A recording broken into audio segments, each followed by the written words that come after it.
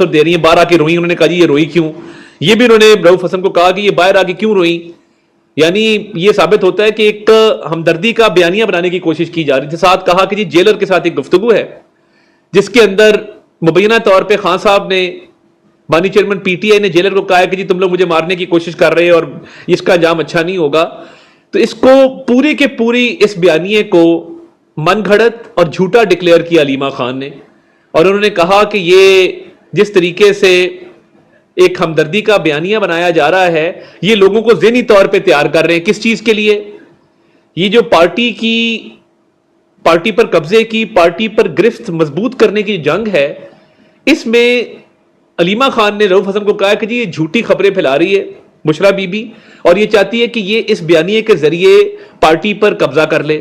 لیکن اب یہ بات ثابت ہوئی کہ ایک نہیں کئی ڈس انفارمیشن سیل چل رہے تھے. ایک رؤوف حسن چلا رہا تھا علیمہ خان کے ساتھ مل کے, دوسرا ڈس انفارمیشن سیل جو علیمہ خان خود کہہ رہی ہیں کہ بشرا بی بی چلا رہی ہے, اور وہ جو ہارپک والی سٹوری تھی کہ جی زہر ڈالا جا رہا ہے, زہر دیا جا رہا ہے, وہ ساری سٹوری بھی اب کھل کے سامنے آ گئی کہ وہ بالکل جھوٹی تھی. اس کو علیمہ خان نے جھوٹا ڈکلیئر کیا اور کہا رؤوف حسن کو کہ اس کو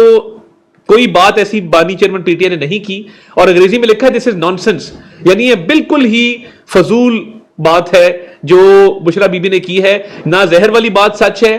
نہ ایسا کوئی مکالمہ بانی چیئرمین پی ٹی آئی اور جیلر کا ہوا, اور یہ باہر آ کے رو رہی ہیں. یہ جھوٹے بیانیے پر مبنی ایک ہمدردی کا بیانیہ جو بنا رہی ہیں, یہ اس میں کوئی حقیقت یا صداقت نہیں ہے. اب یہ تاثر جو دیا جا رہا تھا کہ جی وہ ہارپک کے قطرے ڈال دیے اور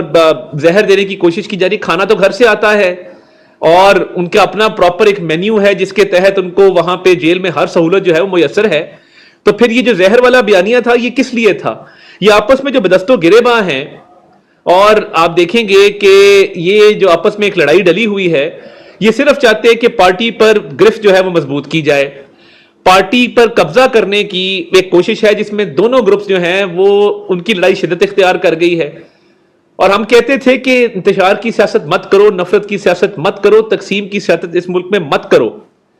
اب آپ نے جب لوگوں کو تقسیم کیا, آج آپ کی اپنی پارٹی انتشار کا شکار ہے. آپ نے انتشار پھیلایا, آج آپ کی اپنی پارٹی انتشار کا شکار ہے. آپ نے لوگوں کو تقسیم کیا, نفرتیں پھیلائیں, آج آپ کی اپنی پارٹی میں نفرتیں پھیل رہی ہیں اور تقسیم جو ہے وہ جاری ہے.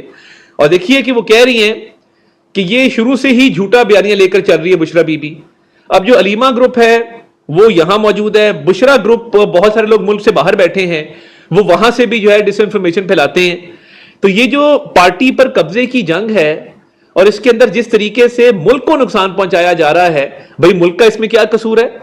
کہ آپ اس پارٹی پر قبضے کی جنگ میں آپ اتنی نفرتیں پھیلاتے ہیں کہ آپ ملکی اداروں کے خلاف جو ہے وہ کیمپین چلاتے ہیں, آپ آئی ایم ایف کی ڈیل کو خراب کرنے کی کوشش کرتے ہیں, آپ قومی سلامتی کے اداروں کو بدنام کرنے کی کوشش کرتے ہیں, آپ وزیراعظم کے خلاف, سپاہ سالار کے خلاف باتیں کرتے ہیں. تو یہ ڈس انفارمیشن سیل جو ہیں یہ صرف سیاسی مفادات پر جو یہ کرنا چاہ رہے تھے بیانیہ اور ملکی مفاد کو نقصان پہنچا رہے تھے, یہ صرف سیاست کی خاطر نہیں تھا, یہ پارٹی کے اندر جو تقسیم ہے اور پارٹی کے اندر جو قبضہ کرنے کی کوشش ہے یہ اس کا بھی شاخسانہ تھا. اب یہ تمام تر جو جھوٹے بیانیے چلائے جا رہے تھے جس کے اندر جیل کے اندر پتہ نہیں کیا سلوک ہو رہا ہے اور وہ ڈیتھ سیل کے اندر رکھا گیا ہے اور زہر دینے کی کوشش کی جا رہی ہے, تو یہ اب ثابت ہوا کہ یہ تمام تر چیزیں جھوٹی تھیں. اب یہ کس کو نہیں پتا کہ وہاں پہ باقاعدہ پریزیڈنشل سویٹ بنایا گیا ہے, واکنگ گیلری بنائی گئی ہے, وہاں پہ باقاعدہ ایکسرسائز والی سائیکل ہے, سامان موجود ہے, کھانا اپنی مرضی سے دیا جاتا ہے, گھر سے کھانا آتا ہے. اب یہ جو دونوں خواتین کی جنگ ہے یہ آج سے جاری نہیں ہے, یہ شروع بہت پہلے ہو گئی تھی. اور بشرا بی بی نے اب یہ جو لوگوں کی ذہن سازی شروع کی کہ وہ پارٹی پر مکمل جو ہے اپنا تسلط قائم کریں اور پارٹی پر مکمل اپنی گرفت مضبوط کریں, اب وہ علیمہ خان نے ان کو ایکسپوز کیا ہے. اور علیمہ خان صاحبہ کی اپنا جو بیانیہ ہے, آئے روز ملکی سالمیت کے خلاف جو بیان بازی چل رہی ہے, یہ دو ڈس انفارمیشن سیلز کے درمیان ایک جنگ جاری ہے کہ ملکی سالمیت کو سب سے زیادہ نقصان کون پہنچاتا ہے. ادھر سے زہر والی کیمپین چل رہی ہے, ادھر قومی سلامتی اداروں کے خلاف کیمپین چل رہی ہے. اور یہ ثابت ہوتا ہے کہ رؤوف حسن کے بہت قریبی روابط ہے علیمہ خان کے ساتھ, وہ ایک الگ ڈس انفارمیشن سیل چلا رہے تھے. تو میں یہ سمجھتا ہوں کہ ملکی اور قومی ایشوز پر توجہ دیں, اور یہ جو آپس کی لڑائی ڈل گئی ہے, ہر پی ٹی آئی ٹوٹ پھوٹ کا شکار ہے اور کئی حصوں میں آج بٹ گئی ہے. یہی وجہ ہے کہ انہوں نے ملک پاکستان کو نقصان پہنچانے کی کوشش کی, انتشار کو, نفرت کو, تقسیم کو فروغ دیا. اور آج دیکھیں نا حماد اظہر نے کیوں ریزائن کیا,